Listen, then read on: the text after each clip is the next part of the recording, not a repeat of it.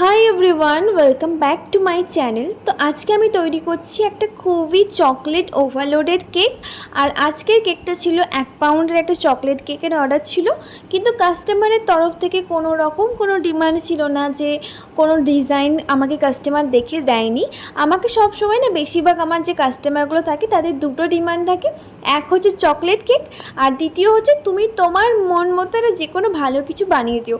মানে আমি কাস্টমারকে বলি যে আপনারা যে কোনো কিছু সাজেস্ট করতে পারেন বা যে কোনো আমাকে ফটো পাঠাতে পারেন যে এই অনুযায়ী বা এরকম একটা কেক বানিয়ে দিতে। বাট আমার বেশিরভাগ কাস্টমার এরকম হয় যে না না, তোমার যেটা ভালো লাগবে বা তোমার যেটা মনে হবে যেটা ভালো হবে সেরকমই বানিয়ে দিতে। তো আমি সেরকমই হিসাব করে এই কেকটা বানিয়েছিলাম, কারণ এই কেকের ডিজাইনটা তোমরা দেখতে পাচ্ছ যে আমার পেজে এরকম ডিজাইন কিন্তু আমি আগে কখনো বানাইনি। আমি চেষ্টা করলাম একটু অন্যরকম ট্রাই করতে, কারণ আমিও চাই যে কাস্টমার যেন আমাকে ভরসা করে যখন অর্ডার দিয়েছে তারাও যেন বেস্টটাই পায়।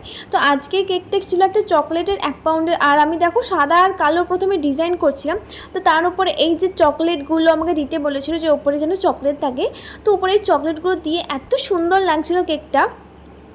তো আমি ভাবলাম যে শুধুমাত্র যদি এই চকলেটটার মানে সাদা কালো লুকটা আসছে কেকটার উপর, শুধু সাদা আর কালো লাগছে, তো এর মাঝখানে না একটু হাইলাইট করার জন্য আমি এই পার্পল কালারের ক্রিমটা দিয়েছিলাম।